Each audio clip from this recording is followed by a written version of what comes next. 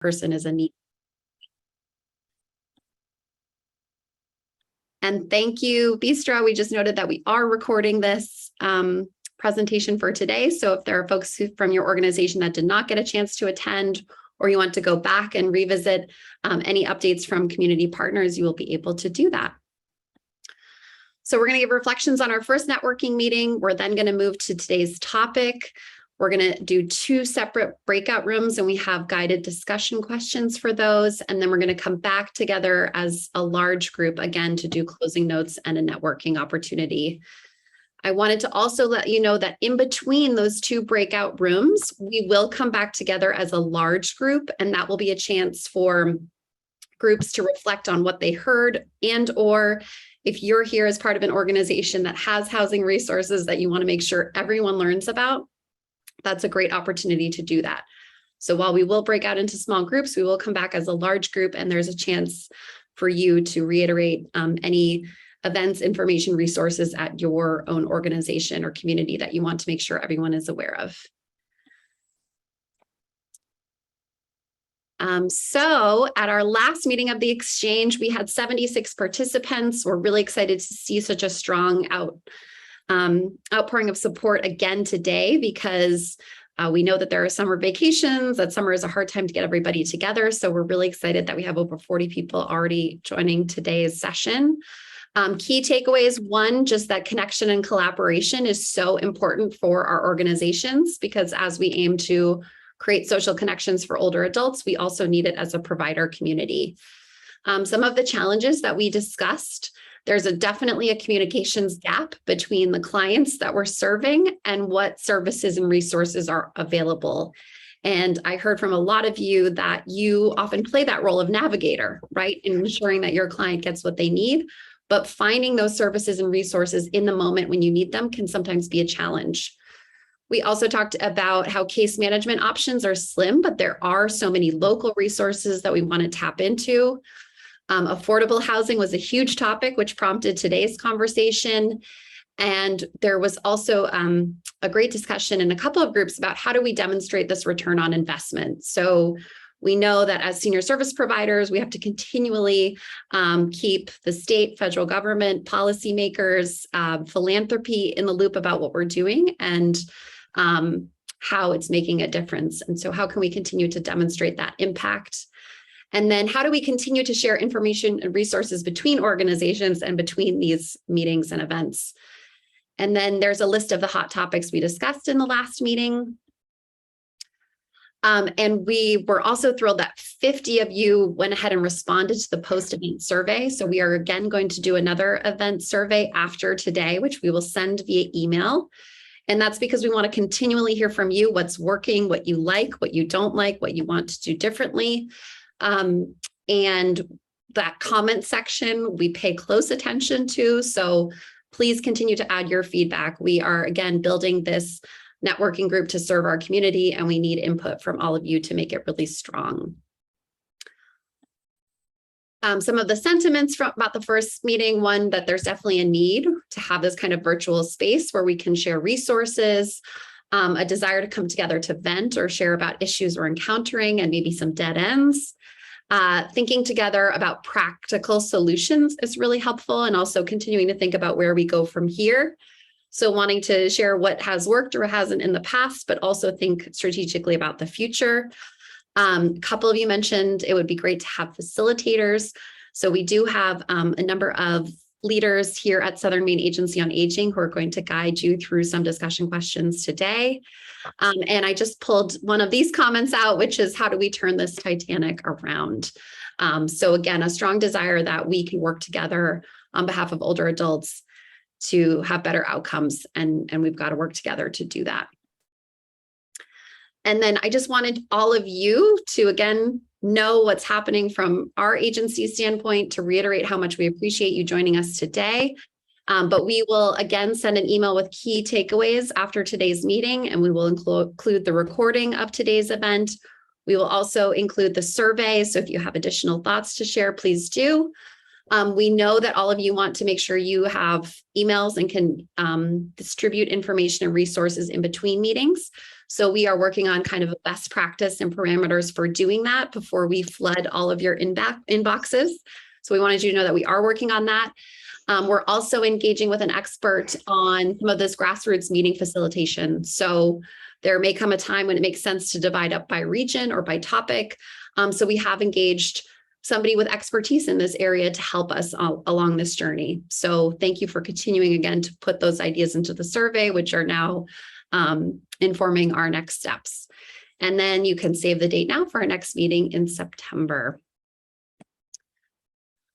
So again, why are we here today? We're here today because the challenges facing our region are becoming more and more terrifying at times. I'll just say that as an executive director. And I think at the same time, I see some incredible collaboration that is happening at the local and state level that makes me very optimistic about the future. And so today's meeting is a chance for us to talk specifically around Maine's housing crisis and what we are experiencing in our organizations, and what we can do on behalf of older adults. So here at Southern Maine Agency on Aging, calls from older adults seeking help with housing related issues, those calls have jumped 29% just over the past year. So we receive thousands of calls a year, and we've seen a significant increase in folks who are needing assistance right away.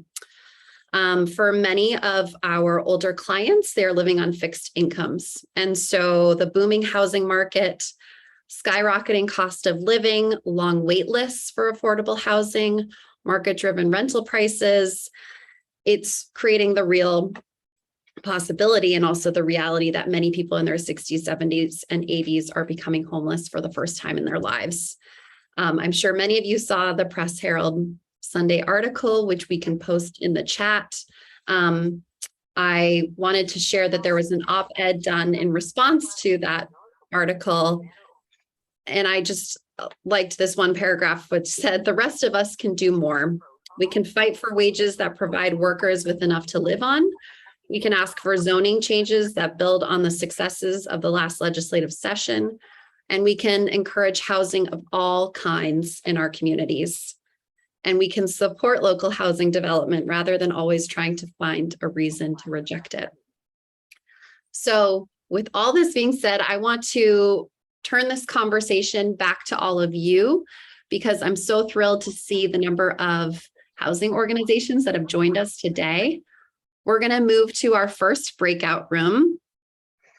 And the questions for your breakout rooms is, one, please take a moment to do quick introductions and connect with who's in your room. The questions we have today is, as it relates to housing in your organization or community, what is working? We want to know what's working well. And of course, what is not working? And then we are all going to come back together as a large group, and you will be invited to share any reflections from your group or what's happening in your own organization that's working. And then we'll break out again into a second group. So let me just stop sharing this just to make sure that facilitators at Southern Maine Agency on Aging have what you need.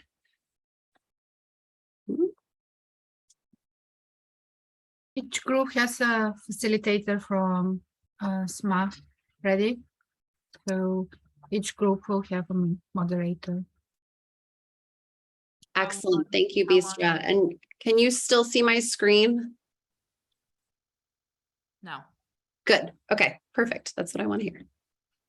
How long are we in the breakout room?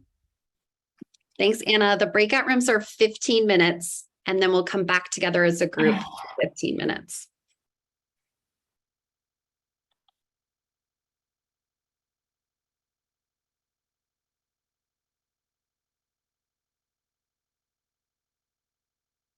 So Bistra, whenever you're ready, we can open up those breakout rooms.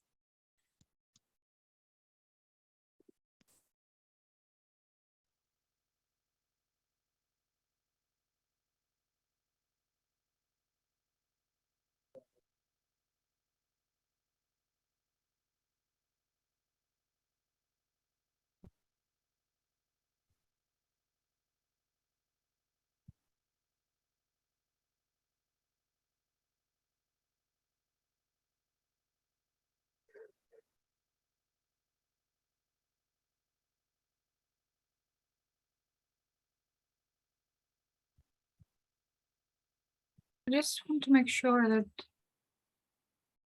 Can you see an option to join a breakout room? No. No.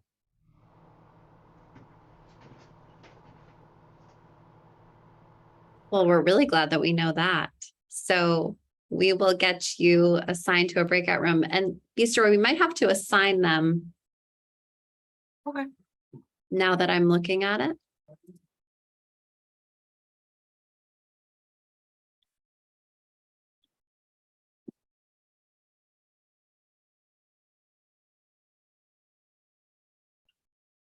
Okay, so we're working through just assigning all of you. So thanks for holding while we work through our Zoom challenges, and we'll broadcast the question as well so that you have it. But as it relates to housing in your organization or community, what's working, what's not working. And Bistro, now I am seeing people go into breakout rooms. So I think we're back in business. Thanks, everyone.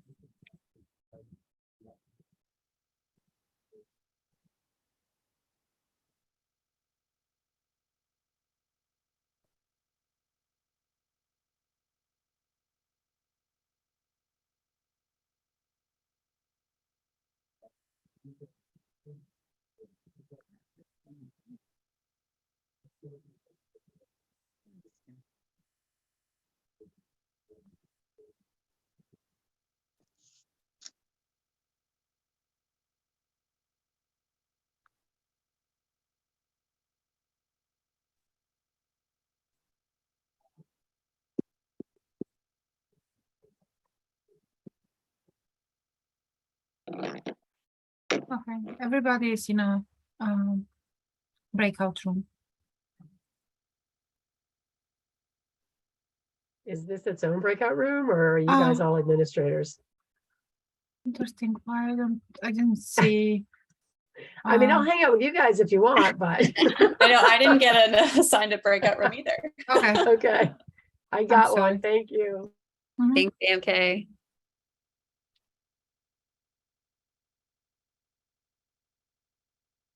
I guess I'm the last one who didn't get assigned. I just jumped on. Oh, welcome, Lisa. Sorry. We'll make sure that you get assigned. No problem. No, I'm room 4. Great. Thank you. Yes, thank you. Okay. Now it's everybody. So I thought that after I assign the moderators, the rest of the people will automatically be able to join a room. Didn't know that I need to assign everybody, but I will know for the next one. Yeah, no problem. And I do see that somebody's, oh, we're having a few more people who are joining us later. An iPhone 3, is that Adriana?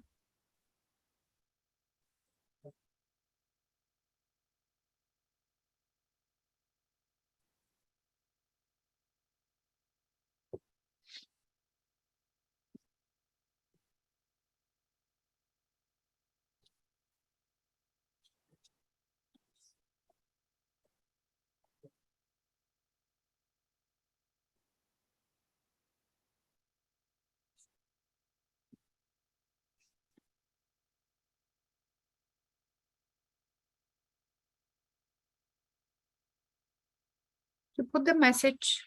Did you broadcast the message? I don't hear you. I broadcasted the question. Okay. Yep. Creating a very strong landlord-tenant relationship, and being able to, if there are lease violations, make sure that they don't continue, and preventing lease violations from occurring at the outset.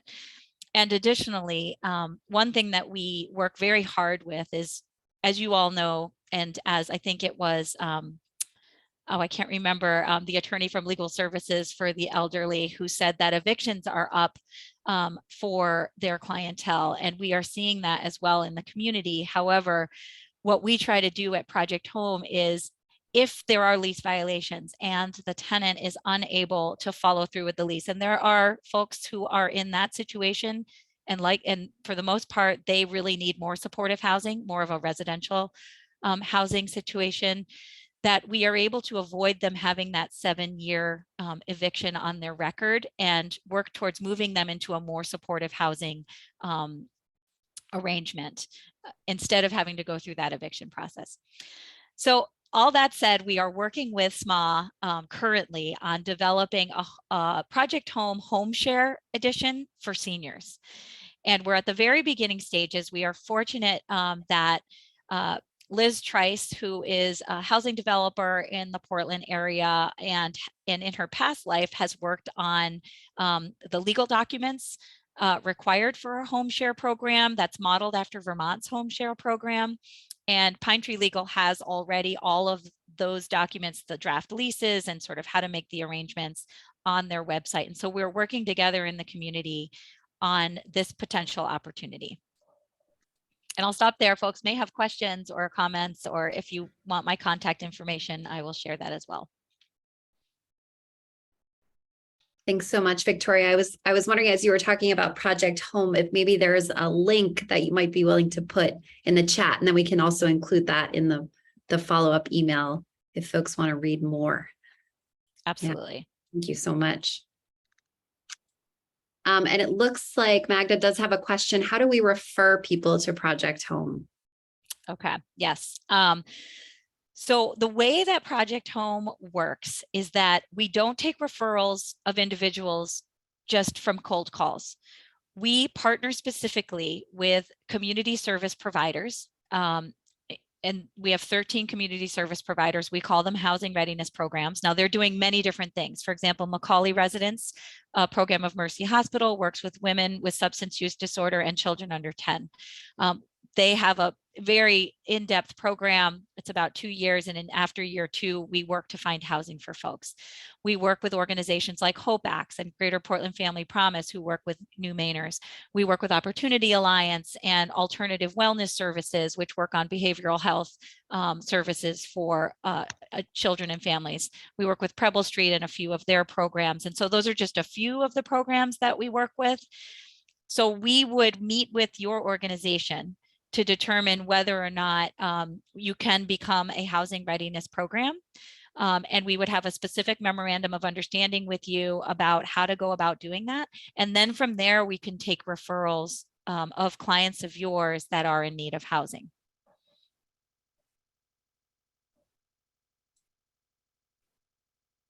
Thank you, Victoria. And are there other comments or things that folks want to share from the breakout groups, where the questions were what is working and what's not working, and anything else to share with the larger group, because we do have a couple of minutes before we go to the second breakout network.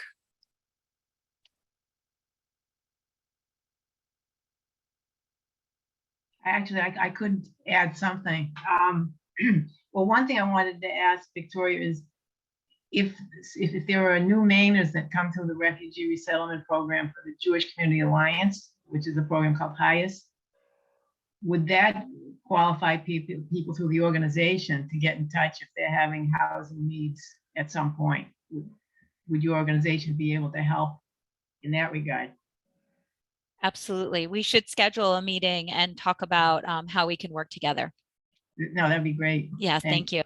And so on a separate note, I wanted to mention, maybe Southern Maine AAA and other organizations know about this anyway, but for people who own their own homes and are, say, 65 and up, you may already know about the property tax deferral program that started this past tax season.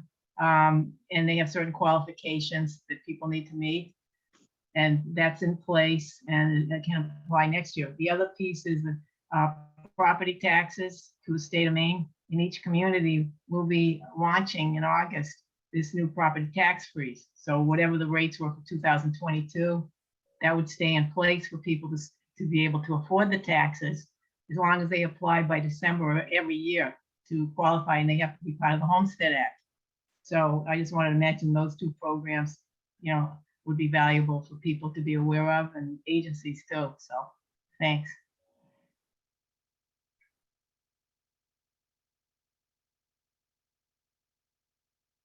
Thanks so much, Madeline. Any other comments that folks would like to make or share from your first breakout group?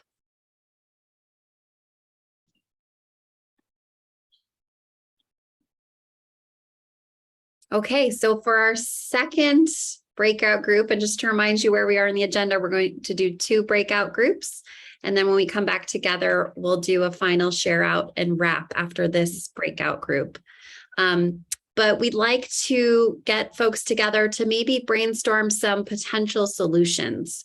So again, this is what we heard from all of you in our last networking session, that not only do we want to hear what's not working, and what resources are out there, but also what potential ideas you might want to brainstorm in your group as to how we can work together to ensure that older adults in our community have access to safe, affordable housing. So Bistra, I believe we're going to break everyone out again and make sure that there is an representative in every group from Southern Maine Agency on Aging. And we will communicate that question to all of you and broadcast it in the groups. But from your viewpoint, what practical solutions would help with affordability and availability of housing for older adults?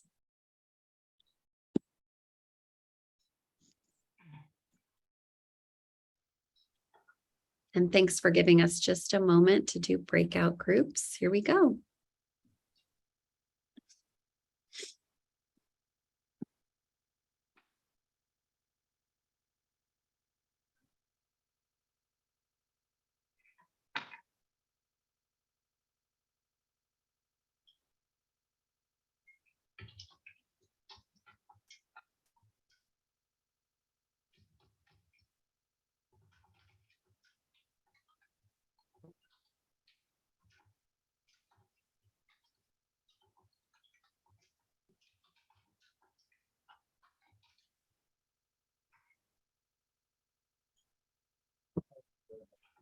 And Bistra, those of us who are in here, are we still going to breakout rooms? Not 2 of us, but I don't know why I don't see the other people. Let me look again. I don't see other, like Madeline and Nicholas names to be able to assign them. Beverly, are you in a room? Are you able to join a breakout room, Beverly or Nick? So Beverly, you were assigned to room 1 and it says that you haven't joined it. Oh, okay. Here we go.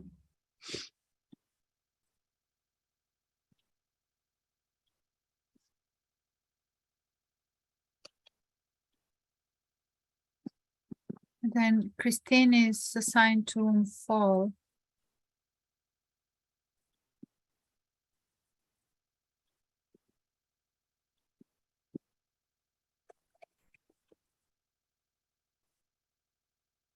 Just great. Welcome back. And again, apologies for the abrupt Zoom closing, but we're excited to bring everybody back together. And we'd love to hear if there were additional ideas that came out of this question that you wanted to share with everyone. And just as a reminder, if you have a resource, event, or website that you want to make sure is shared after today's conversation, please drop it into the chat and we'll make sure it's included in the follow-up email in addition to the survey for your continued feedback and input. As we mentioned, this is just our second networking event, and so we want to hear from all of you. But would anybody like to share what came up in their group and or a resource or piece of information that would be valuable in service of older adults? Hi, I had my hand up, I guess. I was just asked by AMK if I would be willing to look into co-housing. and we ran out of time, but I do think co-housing, it has to be on the table. And I'm wondering if anybody knows of a group here in the Portland area that is actually looking at that. Thanks, Reggie. What a great question. And when you and AMK were talking about co-housing, could you talk a little bit more about what that might look like? Because I know there are different programs, but they're all a little bit different. Hi, Megan, this is AMK. Thank you. So, my experience with co-housing, because I want you guys to understand, I'm not just throwing that out there. I did a course from the a fellow by the name of Charles Durrett. And it's called Study Group 1. And it is all about senior co-housing. And he's built about 30 villages around the country. Some are senior, some are multi-generational. And the idea is that the change in the language from aging in place, which has been the communication for so long, to aging in community, thereby moving from your house of 50 years to another house of your own, but in a community that is supportive, where you don't need to have somebody move in with you. And you can still have your own home, but you have a community of people around you who are there to be in a community of mutually supportive people. And there is one group, there's a couple of co-housing communities here in Maine. I do believe one is in Belfast. But there's one that's also being built, not built. It's the working group has gotten together. It's called Maine Artists Co-housing. And they have had several meetings this year about it and are in the process of things like looking for land. But it's a language and a concept change for a lot of people, because there's so much attachment around houses that you lived in for 50 years. But if you looked at if we could get people to understand that the value of their home doesn't lie in the memories that were there or the things that are in it, it's only valuable in how it serves them in their life. And if selling that house and going from a 4-bedroom, 2-bedroom house where they brought up their family to a 2-bedroom, 1-bathroom, condo or just freestanding home that they can afford to live in by themselves, and know that they're being supported by their neighbors and their community, and they have places to meet together. It's a different concept, but if people understand that they're still being supported and still be able to live in their own home, it changes how they perceive that change, that move.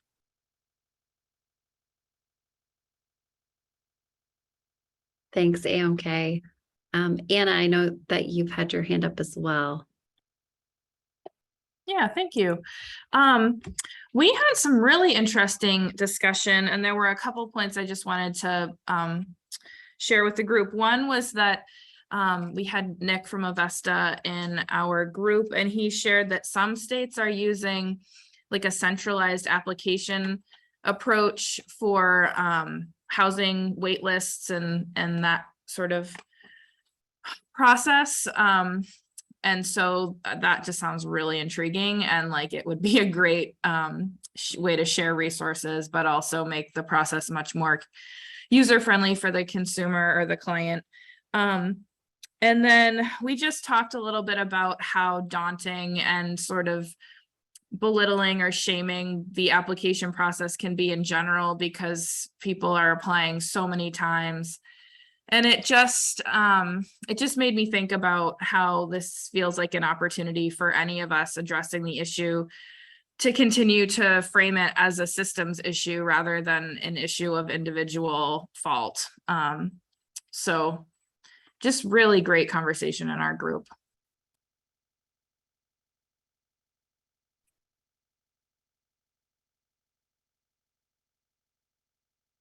Yes, thank you so much, Anna. Great points. And Lori, you wanted to build on that as well.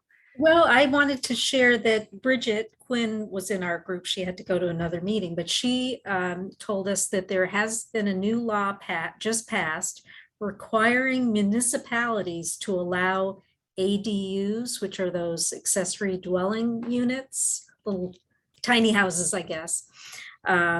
So that's an exciting thought, that perhaps it will be easier for folks who want to build something on their property that where their mother or whomever could live in, that they might have an easier time to be able to do that.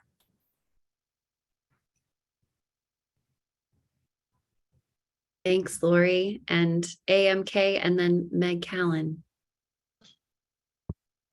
I'm trying to be very cognizant of taking up too much time, but I just thought of a question after Anna spoke. The other aspect of this, people staying in their homes is, and getting services right in their home, is the whole process of being assessed by Maximus. And the aspect of that, the difficulty and the complicated nature of that. I haven't heard anybody really talk about, and that's a huge problem in my eyes. Thank you. So we had a good conversation in our breakout group as well.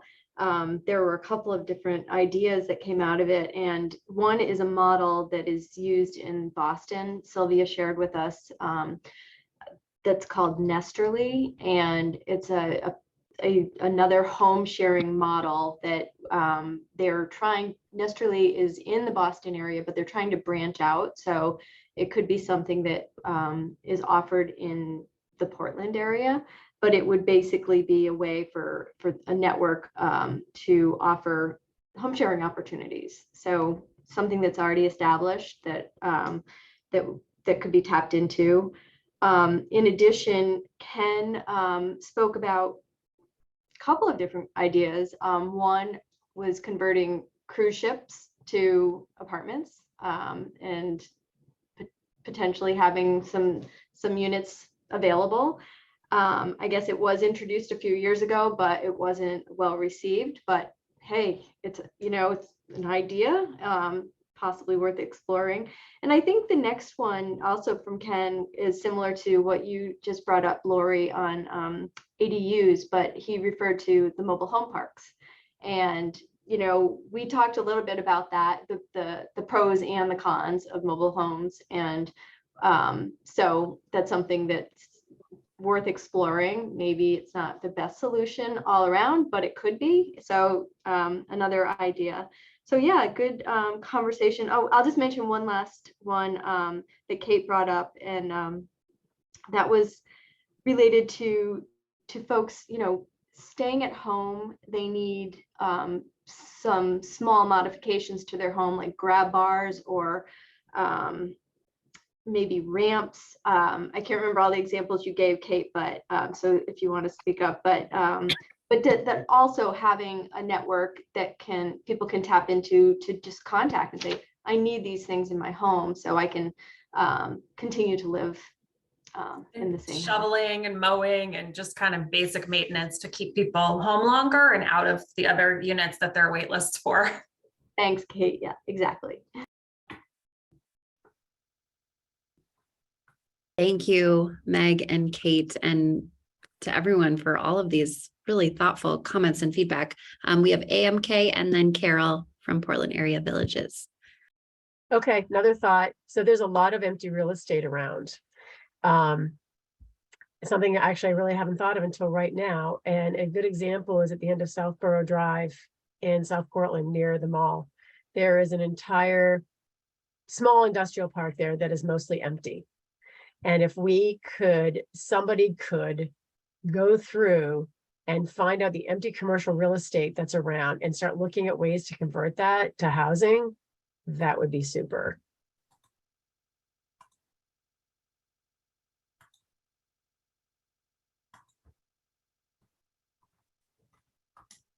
Carol. One of the things that our group spoke of was home sharing, probably between seniors. But another aspect is the idea of sharing with students so that a senior who can't afford their home can rent a small portion of it or a room to a college student who can't afford housing in Portland or this area because it's so expensive. And then you're not only helping the senior with the expenses of the home, but that means there's someone in the home. So the senior is not totally isolated, probably feels safer, and possibly the student could do things around the property to help that senior. And I would think that places like, and I'm sure Reggie, you're shaking your head, UNE and USM would be willing to work with students and seniors who are in this situation.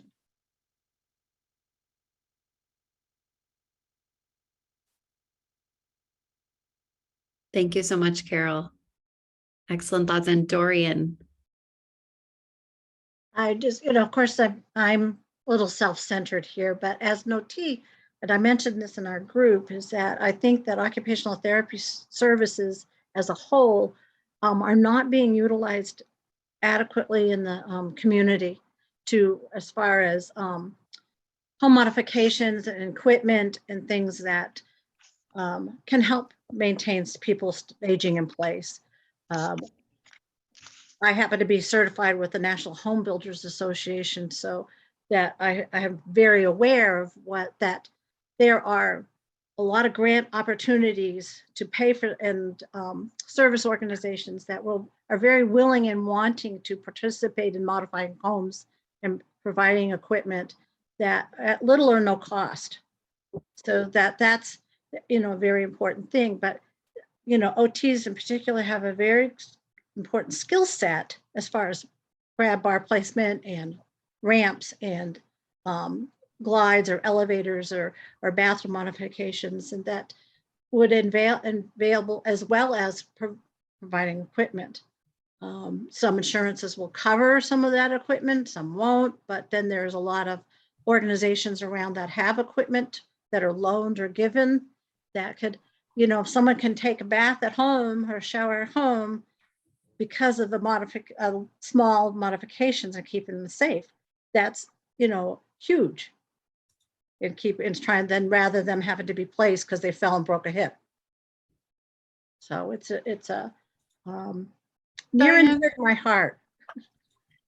Dorian, do you mind sending us a little bit more information about organizations that you may know, also your contact information if people would like to contact you, if it's okay with you? Yeah, I will absolutely will do so. I can't guarantee that I'll get it done in the next couple of days, but I'm leaving for the month of August, but I will definitely work on it. And if you give me the information where to send it, I would be happy to do that. And a lot of it is, just reaching out to organizations like the Lions Club or this new group that I've discovered here in the Lakes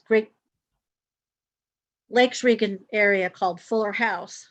And there's a lot of grassroots things are starting, and there's a lot of I work with Teague Morris, and he sends out grant opportunities like at least once a month, if not more often, that you can reach out to for just go shopping through the grant list and try and find things. And so they're there, and it's usually a case-by-case business when I've done it, but it's and my little population is kind of small that I work with the FTD population and some dementia population, and it's all over the state. So some of it is not appropriate for down in the Portland area and stuff, but I will gather you some information and see what more I can find.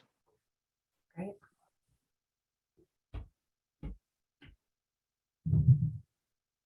Thanks, Dorian. And Bill.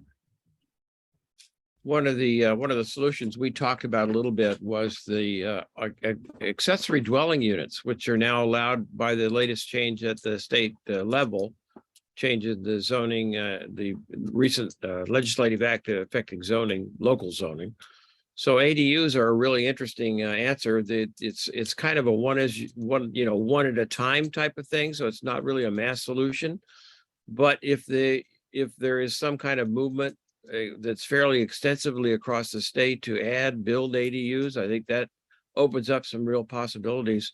I just mentioned that on Peaks Island here, our little affordable housing group, we have a family home, which is now was occupied by a senior resident. Now it's occupied by a family, which is wonderful.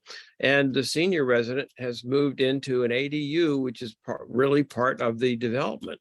So we built an ADU at the back of the house because the lawn was big enough to do that. And now our senior is living in that ADU. And one of the comments in relation to that was the fact that the senior isn't isolated, right? she's not part of the family, but she's at least not isolated. She's really part of a community. A lot of the ADU construction, of course, is concerned with housing for family members. And there's a great story in South Portland about an ADU being built where the parents moved out of the original main house into the ADU, which I think is a great story. So that's another one of those solutions, and there are lots of solutions, but that's just one of them that's out there right now, and hopefully there'll be a lot more.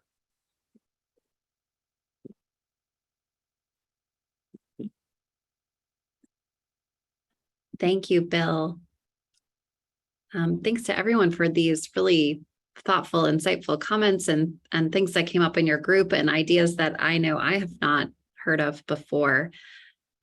We have a few more minutes, so I just wanted to invite anyone else who wanted to share a reflection or maybe a build on something you heard from a participant today before we wrap up. Yes, Kenan. Well, I'm willing to commit to doing something along the lines of the affordable mobile homes. I'm going to reach out to Hancock Lumber and see what they could build for a standard pattern, small but comfortable, affordable home that could be placed on almost like a pre-built ADU, to see if that's affordable. What I don't know is, am I looking at a $20,000 construction or a $50,000 construction, or what is the low income that we'd be looking at if we were trying to find housing for seniors? And so I don't have any idea. Right? If you look on the market, they run from $90,000 to $150,000 and up. So I'd want something half that price. But what would be a, if you're just going to drop it on somebody's property as an ADU, you need a foundation and an electrical hookup, but the rest of it should be, if we could do that for $25,000 a house or $30,000 a house, it might be an option that could be duplicated fairly quickly. Of course, there's nobody left to build them. I know. Thank you, Ken. What a great commitment to make to look into that idea further. And Renee. I don't have an answer for Ken as far as what that price point would be, Ken, but just to build on that, I was mentioning how I had seen in the town of Kittery, how the town is actually offering grants to people. So community members in Kittery who are interested in adding an ADU can actually apply for a grant to get funding to add that ADU to their property. So I think that's a great initiative, and maybe it's something that, people in the community can take to their towns and see what that model looks like and present it to their towns and see if there could be any potential funding. Because I feel like, there's probably properties out there that meet those guidelines and being able to put an ADU on their property, but it doesn't mean that the property owner has that funding to put the ADU on the property. So if there's a grant opportunity and funding available, I think that could help too. Well, maybe we could find a bank that would support the program as a whole. There's some wheeling and dealing to be done here. Thank you, Ken. Thanks, Renee. It seems like we've already got a program in the works. So here we go. Thank you so much to everyone for joining today. I just wanted to share again what we'll be working on from our end. It sounds like there's a lot that's going to be worked on by all of you. Just a reminder that we will send an email with key takeaways from today, a link to the recording in case there's a piece that you missed or you wanted to share with one of your colleagues. We are working on email distribution list and some best practices and strong parameters there to make sure we don't flood your inbox, but also get you the information you need. We are engaging with an expert who has experience in a different field with grassroots meeting facilitation, and we might move towards a regional approach if that makes sense, but we're just so glad that you're here today and continuing to join us. Our next meeting date is tentatively scheduled for September 28th, so more details to come. And we will send out another survey. So if you have thoughts that you want to share, or you didn't get your resource or event into the chat, but you want to make sure it's included, please let us know. And again, just on behalf of Southern Maine Agency on Aging, thank you so much for joining today and continuing to connect with one another as senior service providers in York and Cumberland counties. We really appreciate your time and dedication, and we look forward to continuing our networking connections in the months ahead. Thanks, everyone. Thank you. Take care.